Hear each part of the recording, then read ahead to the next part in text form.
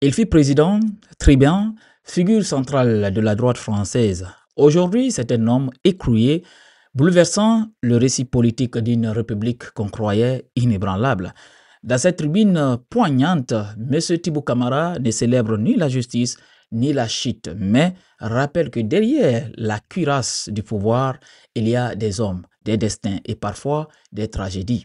À travers le cas Nicolas Sarkozy, c'est une réflexion universelle sur le pouvoir, la justice, la mémoire et la vulnérabilité humaine qui se dessinent.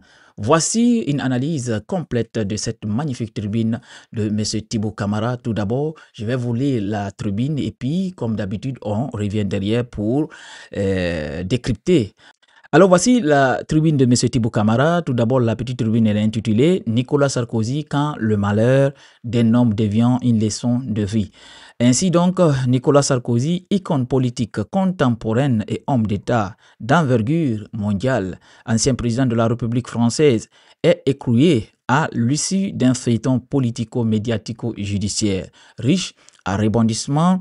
On pourra toujours rappeler que nul n'est au-dessus de la loi, que la justice a triomphé et n'en demeure pas moins que chacun se pose des questions et se trouve bouleversé par une tournure des événements qui ressemble fort à une tragédie humaine. Dans la pure tradition française, l'image inédite de l'ancien président au bras de son épouse Carla Bruni, se dirigeant vers une foule mobilisée pour le soutenir, restera gravée dans les annales. Celle de son véhicule sillonnant les rues de Paris pour le conduire à la prison de la Santé relève tout à la fois de la chronique judiciaire, de l'événement politique et du fait historique.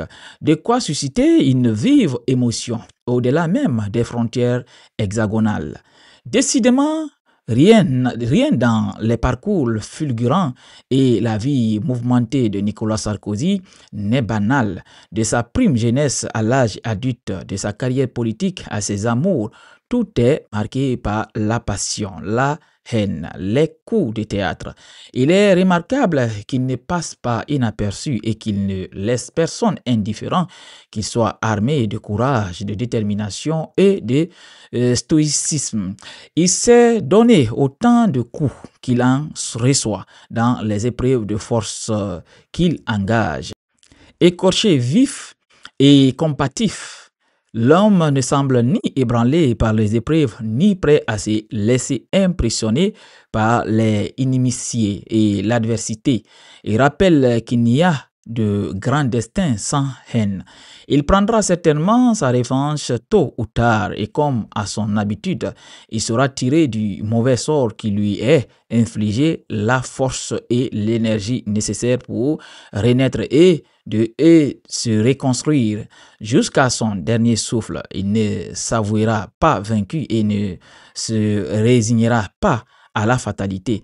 La prison qu'il affronte comme une nouvelle saison des temps de tempête fera partie de ses combats. Là, la France qu'il aime tant et qu'il a servi avec l'ardeur de ses fortes convictions et l'enthousiasme de son engagement politique est pétrifié par tout ce qui lui arrive, car ce n'est pas seulement, comme il l'a rappelé, un présumé innocent qui est en détention provisoire ayant interjeté appel avant une éventuelle condamnation définitive. C'est aussi l'honneur, l'intégrité, la fierté et les fondations démocratiques et républicaines de la patrie des droits de l'homme et que certains estiment bafoué. Le prestige de la fonction présidentielle et le mythe des institutions de France en sont à l'air sérieusement altérés. Les malheurs de Nicolas Sarkozy interpellent et inquiètent sur les revers possibles dans la vie d'un homme politique et les dangers liés à l'exercice des responsabilités publiques. Aucune immunité garantie ni assurance d'une retraite tranquille. Le retour des bâtons est une quasi-certitude, car qui n'est pas frappé à sa conscience devra souvent affronter le harcèlement des hommes, voire le couperet de la justice, que ce soit dans le cadre de la reddition des comptes ou d'entreprises de vengeance. Il n'y a pas que sous les tropiques ou dans les États totalitaires que l'on vit avec la hantise des poursuites, l'insomnie et le traumatisme d'un après-pouvoir agité de tourments et d'ennui. Sous la vie république, triste record, seul Nicolas Sarkozy, au recours de son unique mandat de 5 ans, n'a pas été en odeur de sainteté auprès des magistrats au point de se retrouver aujourd'hui entre les quatre murs d'une cellule. D'autres présidents français comme Jacques Chirac avaient également été condamnés, lui à 2 ans avec sursis dans l'affaire des emplois fictifs à la mairie de Paris, mais sans passer par la case prison. En comparaison avec ces cas récents, la situation de Nicolas Sarkozy est une gravité exceptionnelle.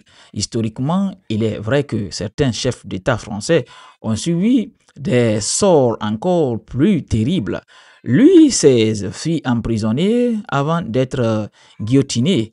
De même, le maréchal Pétain fut condamné à la prison à vie pour intelligence avec l'ennemi et haute trahison après la Seconde Guerre mondiale. Ces figures tragiques, tout comme Nicolas Sarkozy, dans une moindre mesure, illustrent des destins brisés où le pouvoir et la chute deviennent intimement liés. Comme pour dire que des années, des siècles après, l'histoire peut se répéter et en revenant à un passé que l'on croyait révolu, fait de vies ruinées et de destins tragiques. Malheureusement, ces leçons ne sont jamais apprises car chacun est convaincu à tort que le malheur n'arrive qu'aux autres, qu'il est capable de conjurer le mauvais sort, bénéficiant des faveurs des actes des astres et de mansuétude des hommes. Plus haut on monte, plus dure est la chute. L'euphorie d'une victoire momentanée est toujours suivie par la déconvenue et les stigmates des échecs et des défaites dont personne n'est à l'abri ni ne peut anticiper la violence. L'humilité assure le malheur et préserve du pire. Voici un peu la tribune de M. Thibaut Camara. Et comme promis, maintenant on va passer au décryptage de la petite tribune. Tout d'abord, on va commencer par le contexte. Alors, la tribune de M. Thibaut Camara, ancien ministre et conseiller stratégique réputé pour sa plume acérée, va bien au-delà d'un simple commentaire d'actualité judiciaire et s'inscrit dans une démarche introspective, presque philosophique, sur le destin des puissants, la cruauté de la politique et la fragilité des hommes d'État.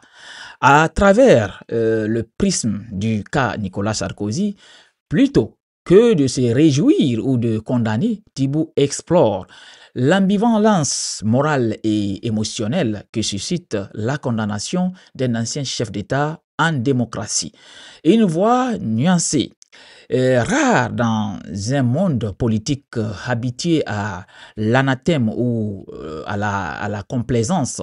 Alors, en parlant de la justice comme drame humain, alors c'est une tension permanente. Dès les premières lignes, Thibaut reconnaît la validité d'un principe fondamental, nul n'est au-dessus de la loi, tout en soulignant que la chute de Nicolas Sarkozy prend la forme d'une tragédie à la française, tant par sa dramaturgie que par son intensité. Il ne nie ni la justice ni les faits, mais il interroge le poids symbolique de l'image d'un ancien président emprisonné. Le véhicule sillonnant Paris, la prison de la santé, Carla Bruni au bras de son mari, Ce sont les marques d'un effondrement, mais aussi les signes d'un combat qui continue. Alors, Thibaut Camara dresse un portrait vivant, complexe et presque romesque de Nicolas Sarkozy, un homme de passion et de tempête, combatif, stoïque, provocateur, un écorché vif que rien ne brise vraiment. Alors, loin d'un plaidoyer de compassion, l'auteur suggère que Nicolas Sarkozy, même tombé, reste une figure de puissance. Il revendique sa dignité dans l'épreuve. Il semble déjà préparer sa revanche narrative. Thibaut y voit la marque des grands destins, ce qui transforme l'adversité en force. Alors, la symbolique de la chute entre mythe et la République.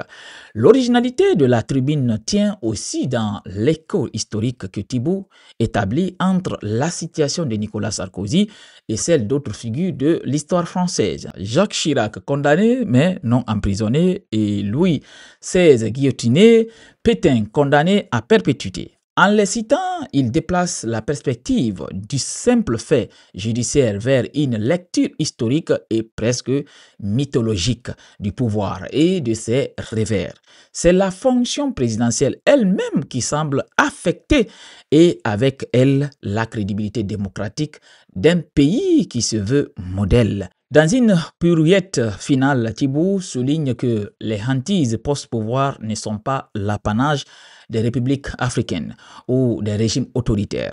La France elle-même, patrie des droits de l'homme, montre que le pouvoir ne protège pas et que la reddition des comptes est une épée à double tranchant.